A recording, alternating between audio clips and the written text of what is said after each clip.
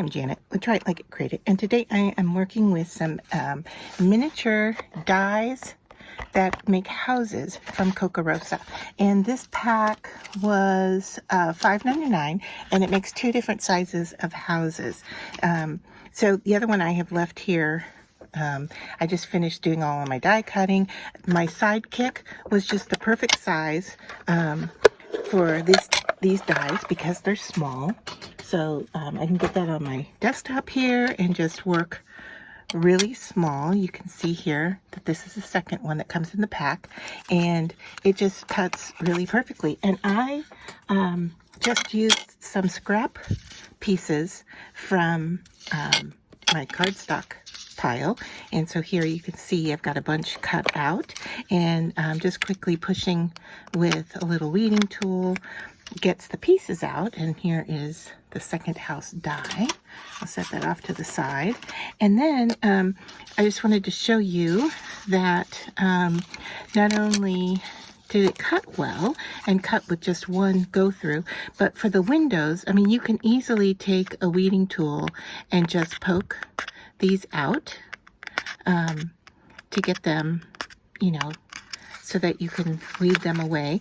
Or if you have one of these rolling tools, this one is from Sizzix, I found not working on the mat itself, but actually just holding it in the air and just kind of pushing over it, just quickly gets those little guys out of the cardstock that you want to use. So you know, just in my hand here, I'm not doing this because I really don't want the paper to curl on me, and anything that doesn't release, I can go back in quickly with a weeding tool. But you can see just by even just wiggling the brush over the top, these little, of course I have one little stubborn guy here that doesn't want to come out, but there, it was easily cut and ready to come out. So to put these together, all we have to do is glue those pieces. And now doing this little weeding over my foam pad has me easily collecting up all these little dots that I want to get into the trash can. So here are all of my little pieces. So I've cut, I think I've cut 3 of each and 3 roofs. So there are my colors, and then I have these pieces here are the roofs, and this is this piece right here is a chimney for the houses. So I'm just going to put these together in their different color combinations. Now the reason I did multiple colors is that if you look at their website, that they have an example of someone doing a little frame around the windows. And so I think easily enough to do that is you take one that you're going to use as your house, and then you take this one that you're going to use as your accent pieces. So if I were to, let me just quickly score or fold along these folds here, using my fingernail quickly to get that to go. And then I'm going to flatten it back out again because I want to glue some extra pieces onto it. But just to get those folds started along those impressed lines there. Okay, so you can see how this little guy is going to come together and be super, super small little house, like so. All right. But what I was going to do is glue these extra accent pieces on here. I haven't used my glue in a while, so I'm going to have to unstick it. I've been away from my craft room for a while at a trade show, so just getting back into it here. And so I'm just going to lightly put some glue on that door, and then pick up this door piece that I cut out and stick it down. So you can see how you can create different colors with it. Okay, so that was the door, and so now I'm going to go over just a little bit and try to cut right between these frames here so that I can actually make frames around the windows.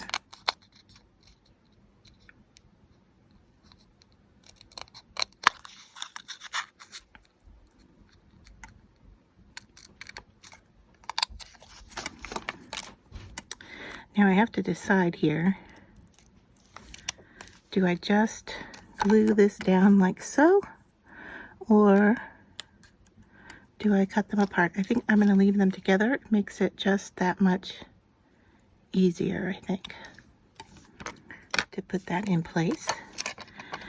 And I'm just going to add a little bit of glue on the back here. So just showing you how they quickly come together and that you can alter what they're going to look like.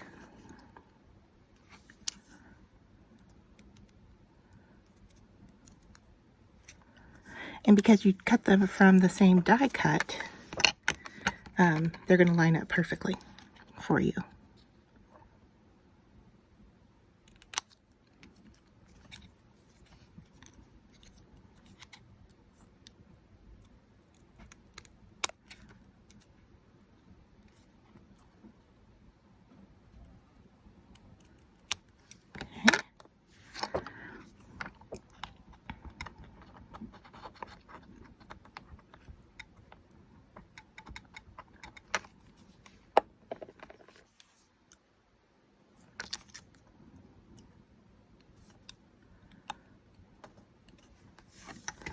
If you wanted to, you could also add vellum onto the back side, and I can show you what that would look like, because I do have a piece, although it is, what do I want to say? It is embossed, but it will still give us the look.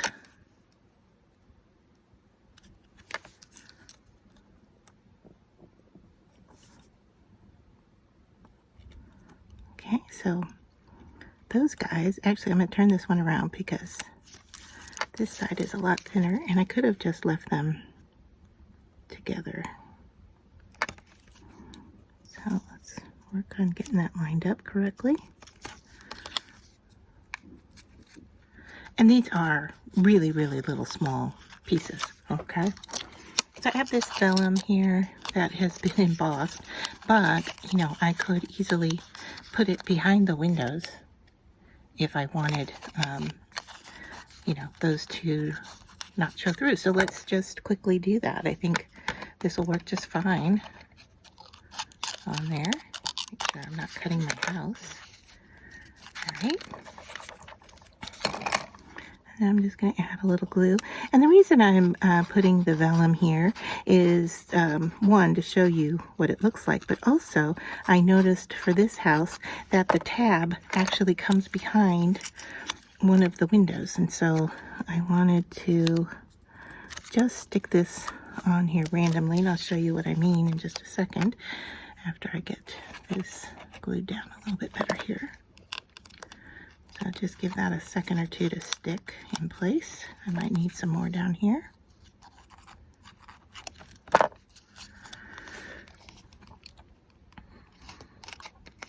Okay, so when I go to fold here, and this one just doesn't want to go right on that line where I need it to, but we'll get it there. Okay, so as I come around to glue this house together, you can see that this little tab actually is bigger. I mean, I could cut it away from behind the window, but by putting the vellum back there, you know, we may not even see it if I glue it right there to the back. So I just want to cut through the vellum here for my door, because I did glue the vellum down here, and I just want to make sure that my door will open. as it's supposed to, and it will. I may even remove that vellum off of that door just to give it a little less weight back there. All right, and then I'm ready to glue this tab that I was just talking about to the house, like so. And there, our house is almost done. All we have to do is put a roof on it and decide what color roof do we want. Do we want to go with the green roof? And I think it's a smaller, this house might be one of the smaller houses. So if that's the case, then it might get a green roof like that. Or I could put the brown roof on here like so, and you can see here there's even a little notch out that I believe that this little chimney piece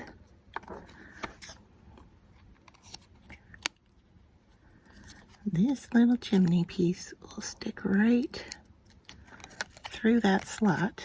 It's so small. There we go. All right, so if I were, let's just tack that in place with some glue, hold it in place for a second there, and then bend the chimney up. All right, we have a brown roof with a chimney. However, we do have where the chimney piece was cut out. So if you wanted a solid roof, let's take a look at that die one more time, because I think that those are attached and can be removed, and it can. Yeah, see, it's held in place. I just left it in place, but if we cut that out, we would have a solid roof. But I'm okay with that. I can just do that for the roof and make the chimney stand up, and that would give us our cute little finished house. All right, I'm gonna have to recut the roof because I don't want the opening there. But that, to show you close up, is, and the door opens, right? Like so.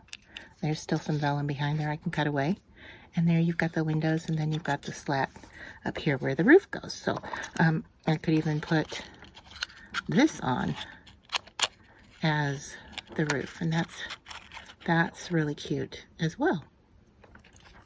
So that's how to build these little miniature houses. I'll put the rest of them together and then show you what they look like.